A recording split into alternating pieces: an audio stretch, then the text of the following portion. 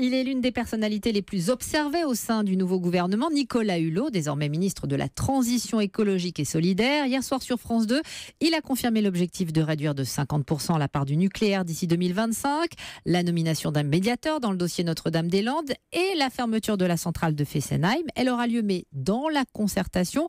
Voilà qui ne rassure pas vraiment les habitants de la ville de Fessenheim dans le Haut-Rhin, où s'est rendu Arthur Elmbachet. Pour les habitants de Fessenheim, Nicolas Hulot, ministre, c'est d'abord spontanément une nouvelle plutôt mauvaise. Écoutez la réaction de Francine qui se dit inquiète depuis sa nomination. J'ai un peu peur parce que j'ai pratiquement toute ma famille qui travaille à la centrale. Parce qu'il a toujours dit qu'il était anti-nucléaire. Ça craint quand même. Mais quand vous interrogez les personnes qui suivent ce dossier de près, les avis sont nettement plus nuancés. Alain Besserer est délégué syndical Force ouvrière à la centrale.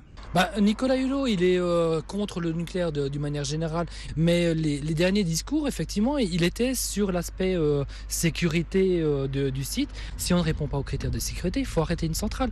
Et exactement le même discours que le vôtre. Tout à fait. Je pense que les positions qu'il a prises nous laissent un champ de possible. On ne fera de toute façon pas pire que Ségolène Royal, dit le maire de Fessenheim, Claude Brender. J'espère juste qu'il n'abordera pas le dossier avec le même dogmatisme que ça a été le cas sous le mandat de Hollande. Vous arriviez à parler avec Ségolène Royal ?